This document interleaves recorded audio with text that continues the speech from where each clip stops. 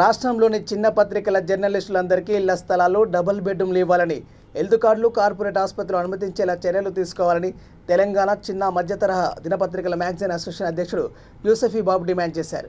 Nalgonda R&B guest హౌస్లో చిన్న పత్రికల ఎడిటర్లతో బుధవారం జరిగిన సమావేశంలో ఆయన మాట్లాడుతూ వివిధ సందర్భాల్లో ముఖ్యమంత్రి కేసీఆర్ జర్నలిస్టులకు ఇళ్ల స్థలాలు ఇస్తామని హామీ ఇచ్చిన విషయాన్ని గుర్తు చేశారు. మరో ఏడాదిలో రాష్ట్రంలో ఎన్నికల వాతావరణం రానున్న నేపథ్యంలో వెంటనే జర్నలిస్టులకు ఇళ్ల స్థలాలు కేటాయించాలని విజ్ఞప్తి చేశారు. తెలంగాణ ఉద్యమంలో ప్రముఖ పాత్ర పోషించిన జర్నలిస్టులకు అండగా నిలబడాలని కోరారు.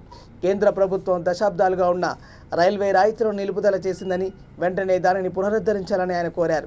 మ్యాగజైన్లకు ప్రకటనలు ఇవ్వాలని, రాష్ట్ర ప్రభుత్వం ఆర్టీసీ బస్సులు ఇచ్చే బస్ ఛార్జీల రాయితీని తగ్గించిందని, వెంటనే కేంద్ర రాష్ట్ర ప్రభుత్వాలు ఈ విషయంలో తగిన చర్యలు తీసుకొని గతంలో మాదిరిగానే రాయితీలు కొనసాగించాలని కోరారు.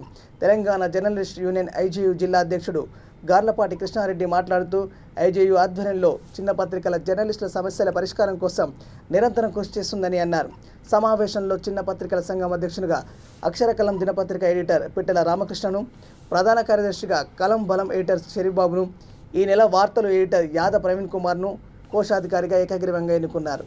కార్యక్రమంలో టీయూడబ్ల్యూఏజే ఐజేయు ప్రధాన కార్యదర్శి ఎం మధు, టీఎస్ఎన్ ఎంఏ రాష్ట్ర నాయకులు గోళ్ల రమేష్, వెంకటయ్య ముఖ్య అతిథులుగా హాజరయ్యారు.